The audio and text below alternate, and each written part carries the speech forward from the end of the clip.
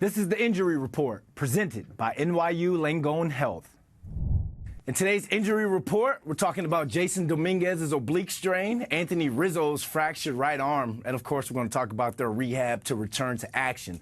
So we're speaking with Dr. Laith Jasrawi, sports orthopedic surgeon at NYU Langone, to get a doctor's opinion on when these guys can get back to balling.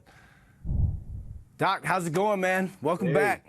Brandon, great to see you again, and excited to be here. Some good stuff to talk about today. All right, so first let's talk about this oblique strain with Jasson Dominguez. Manager Aaron Boone said that he took an awkward check swing, and that led to the oblique strain. So is that a common or is that a freak injury in baseball?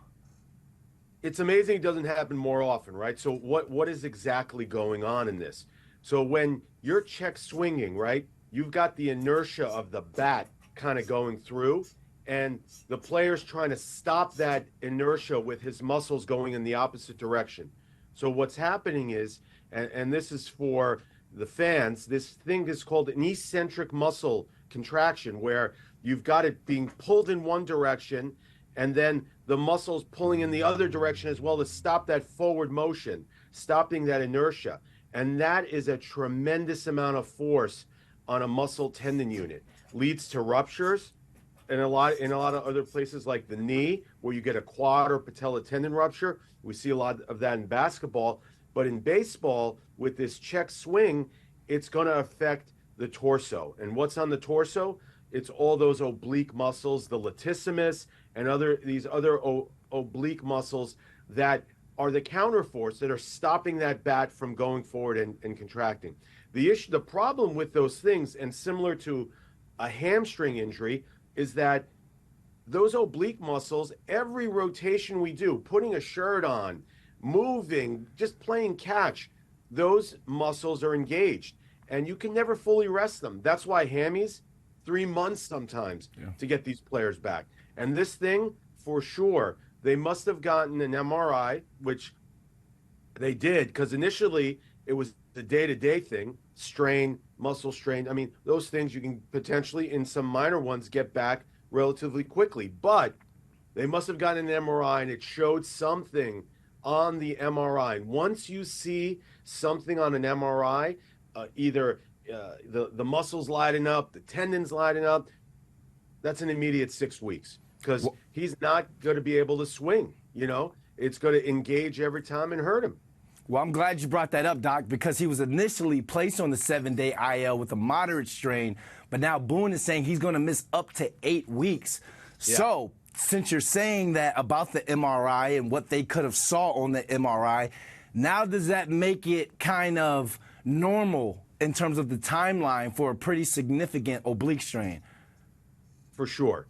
Yeah. I mean, for me, if I get a positive MRI finding on any muscle or tendon injury, it's a minimum 6 to 8 weeks. And when you get into hammies that are recurrent, you're starting to get, into, longer time periods. Here's the good news.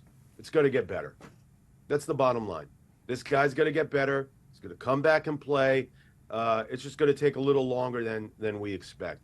And once you recover from it, you recovered. That's it. It's fine. No surgery for this. All right, so luckily he doesn't have to have surgery. Let's talk about the rehab process, though. What's that going to be like? And as the Yankees trainers, what are they going to have to do when he does come back to kind of prevent this from reoccurring or possibly getting worse when he gets back into the lineup? Yeah, so this is one of those muscles where it's hard to sort of isolate and work. But the bottom line is he's going to rest. And rest that muscle tendon unit initially, and he's going to follow it by working the muscles around and keeping his core strong, and the rest of his lower extremity muscles and upper extremity muscles, and work around it and keep in shape while this is healing. And then prevention is all about, in this case, flexibility and keeping all his muscle tendon units sort of flexible and nimble. And that's what they're going to focus on. So a lot of once he gets better, rotational work.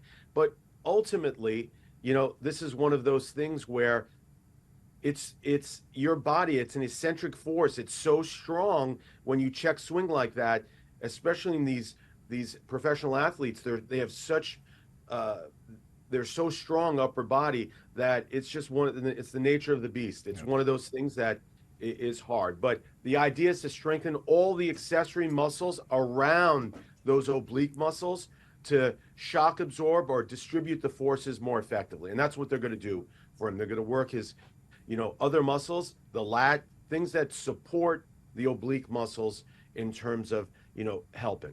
Well, that's good news, Doc. You got a lot of Yankees fans sitting here hitting with the woo-saw right now with that good news, because we're talking about one of their best prospects who we've seen this team have to call up prospects because of guys getting injured. And one of those guys is first baseman Anthony Rizzo. Ben Rice has been called up for him. Rizzo, last Sunday, fractured his right arm. He's reportedly going to be out of the lineup for 4 to 6 weeks. Is there anything he can do in the meantime to kind of speed up that recovery process? And does 4 to 6 weeks sound right in terms of time frame? Well, okay, so let's try to read through this. And it's often challenging to kind of read through these injury reports and try to figure out what's going on. But they talk about a fracture, right? Mm-hmm. Typically, a fracture takes about 6 to 8 weeks to heal. So they're giving you a 4 to 6 week timeline about getting back. So that doesn't mean he's, when they say 4 to 6 weeks, that means he's playing again. But these players got to get back in, hit batting practice at least 2 weeks prior, a week prior to what they're doing. So to me, it sounds like more of an avulsion type of injury, not something that obviously needs surgery. So that 4 to 6 weeks timeline is smaller than we usually see for a true broken bone. So I'm optimistic that this injury is not so bad, that this will be one of those things where it's a smaller injury than a true big break in the bone, which typically requires surgery. And I'm optimistic, with that timeline. So that for me, when I hear that short timeline and a broken bone, that means it's not so bad. Doc, Rizzo has been hit with injuries the last 2 years. He's kind of been on a slump this year. He was even pulled out of the lineup for some of the games. So when you're talking about a player that's been injured before, trying to get himself out of a slump, and then he gets hit with something like that, is there anything trainers and doctors can do to kind of get to the player mentally, to mentally keep them in it as well while they physically rehab? Yeah, so for me, it's all about giving the player perspective about this injury type. So broken bone, great, right? Bones heal well, okay? So the discussion with him from a psych level is that, you broke the bone, but we know it's going to heal, and you're going to be back, and you're going to have no deficits from this.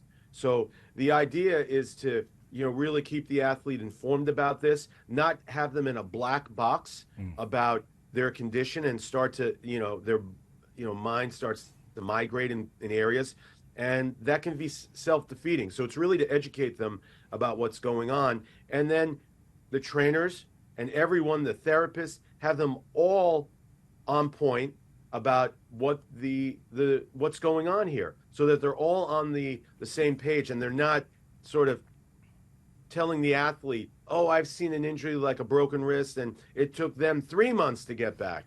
It's really important, because every injury is different and different players, and it's not the same bone that's necessarily broken in the wrist or forearm. So the key is having a very clear understanding of what the condition is.